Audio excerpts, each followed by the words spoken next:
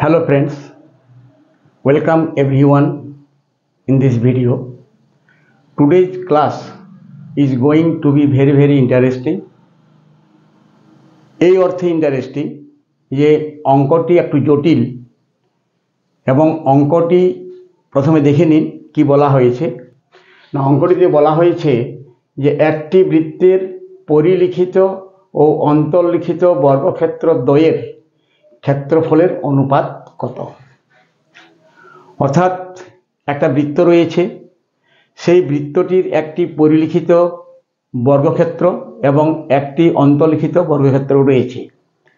এখন বলা হয়েছে সেই পরিলিখিত বর্গক্ষেত্র এবং অন্তর্লিখিত বর্গক্ষেত্র দুটির ক্ষেত্রফলের অনুপাত কত।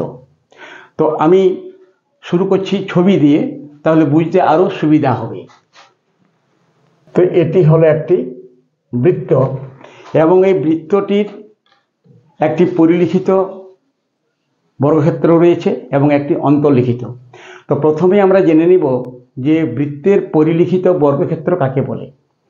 না, বর্গক্ষেত্রটি এমন হবে যে বৃত্তের যে পরিধিতে স্পর্শ করবে, বৃত্তের প্রত্যেকটি বাহু বৃত্তের পরিধিকে স্পর্শ করবে। এবং অন্তর্লিখিত বর্গক্ষেত্র হচ্ছে যে বর্গক্ষেত্রের কোণাগুলি অর্থাৎ বর্গক্ষেত্রের শীর্ষবিন্দুগুলি বৃত্তের পরিধিকে স্পর্শ করবে। তার মানে হবে এরকম, অর্থাৎ বৃত্তটিকে বৃত্তের যে পরিধি রয়েছে সেই পরিধিকে স্পর্শ করবে বর্গক্ষেত্রের চারটি বাহুই, এবং আমরা জানি বর্গক্ষেত্রের চারটি বাহুই সমান হয়। আর অন্তর্লিখিত বর্গক্ষেত্র হচ্ছে এই যে বিন্দুগুলোকে যদি আমরা যোগ করে দিই তাহলে যে বর্গক্ষেত্রটি পাওয়া যাবে সেটি হবে অন্তর্লিখিত বর্গক্ষেত্র। এটি হলো বৃত্তটির অন্তর্লিখিত বর্গক্ষেত্র। এখন এই যে বাইরের যে বর্গক্ষেত্রটি অর্থাৎ পরিধিকে বাহুগুলি স্পর্শ করেছে, আর অন্তর্লিখিত বর্গক্ষেত্রে কিন্তু বাহুগুলি পরিধিকে স্পর্শ করেনি, বর্গক্ষেত্রের শীর্ষবিন্দুগুলি স্পর্শ করেছে। Now we have to find the ratio of this two squares. এই দুটি বর্গক্ষেত্রের ক্ষেত্রফলের অনুপাত বের করতে বলা হয়েছে। এখন আমরা তো জানি যে যে কোনো বৃত্তে যদি এই বৃত্তটি যদি কেন্দ্রবিন্দু এটা হয় তাহলে বৃত্তের ব্যাসার্ধ যেটা হবে সেটাই হবে কিন্তু বর্গক্ষেত্রের বাহুর অর্ধেক। অর্থাৎ এটি যদি ব্যাসার্ধ হয় সম্পূর্ণ টানা হলে সেটাকে ব্যাস বলা যাবে। তাহলে বৃত্তের ব্যাস হবে, বৃত্তের যেটা ব্যাস সেটাই হবে পরিলিখিত বর্গক্ষেত্রের বাহুর দৈর্ঘ্য। এবং অন্তর্লিখিত বাহুর দৈর্ঘ্য তো আমরা এমনিতে বের করতে মুশকিল হবে, অসুবিধা হবে। তাই একটা আমরা কাজে লাগাতে পারি সূত্র, সেটি হচ্ছে যদি এই বর্গক্ষেত্রের কর্ণটাকে টানতে পারি তাহলে বর্গক্ষেত্রটির কর্ণের দৈর্ঘ্য কিন্তু হবে ওই বৃত্তটিরই ব্যাস। এটি হবে ব্যাস। চিত্রটি স্পষ্ট। এটা যদি আর হয় তাহলে বর্গক্ষেত্রের কর্ণের যেটা অর্ধেক, এখান থেকে এই পর্যন্ত দূরত্ব আরই হবে। স্পষ্ট। তাহলে সেই দুটো সূত্র কাজে লাগিয়ে আমরা পরিলিখিত বর্গক্ষেত্র এবং অন্তর্লিখিত বর্গক্ষেত্রের ক্ষেত্রফল বের করতে পারি। তো প্রথমে আমরা দুটো বর্গক্ষেত্রের ক্ষেত্রফল বের করে নিচ্ছি। তো প্রথমে লিখছি পরিলিখিত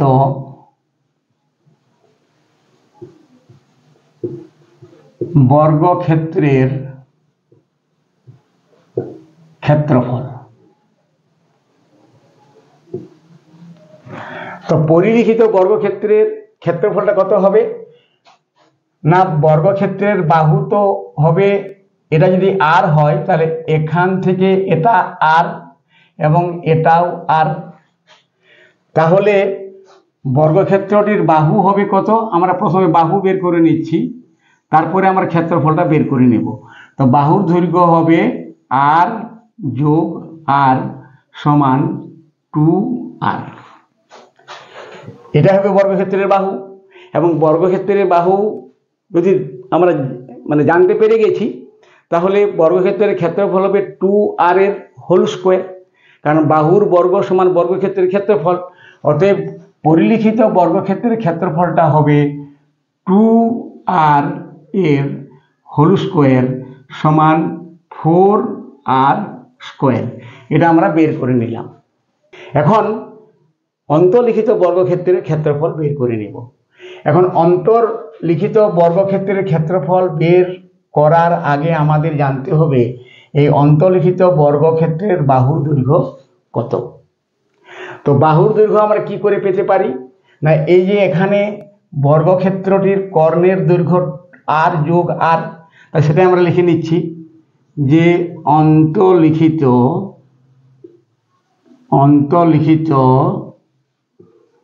বর্গক্ষেত্রের কর্ণের দৈর্ঘ্য থেকে আমরা এই বর্গক্ষেত্রের ক্ষেত্রফল বের করতে পারি। কিভাবে দেখুন, অন্তর্লিখিত বর্গক্ষেত্রের কর্ণ সমান আর যোগ আর সমান 2r।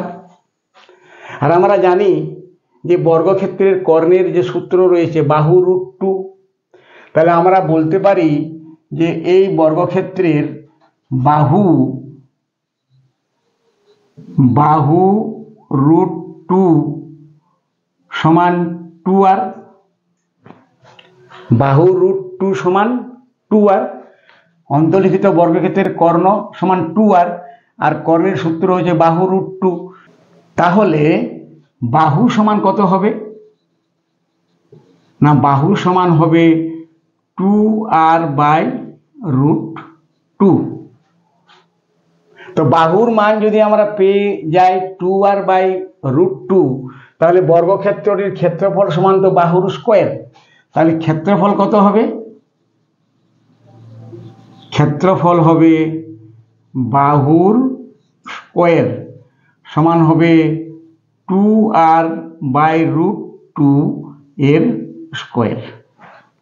এখন 2r/√2 স্কোয়ার এর মান কত হবে না, 2r স্কোয়ার মানে যখন 2r এর স্কোয়ার বাই √2 এর স্কোয়ার, এটাই হবে সমান হবে 2 দুগুণে 4 আর স্কোয়ার বাই আর √2 কে √2 দ্বারা গুণ করলে 2 হয়।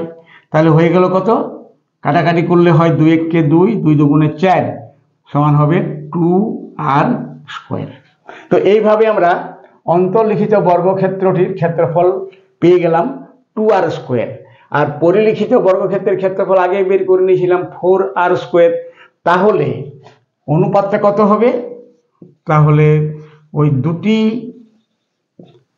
বর্গক্ষেত্রের ক্ষেত্রফলের যে অনুপাত হবে সেটা হবে 4r স্কোয়ার, এই যে 4r স্কোয়ার আর 2r স্কোয়ার যে অনুপাত, তাহলে বাই 2r স্কোয়ার সমান r স্কোয়ার কেটে যাবে, 2 1 কে 2, 2 দুগুণে 4 সমান হবে 2/1 সমান 2:1। এটাই হবে এই অঙ্কটির উত্তর। তো আশা করি বুঝতে পেরে গেছেন। তো যদি ভালো লেগে থাকে ভিডিওটি, তাহলে লাইক শেয়ার করে দিবেন, আর অনুরোধের উপর আমার চ্যানেলটিকে সাবস্ক্রাইব করে দিবেন। সবাই ভালো থাকুন, সুস্থ থাকুন, ধন্যবাদ।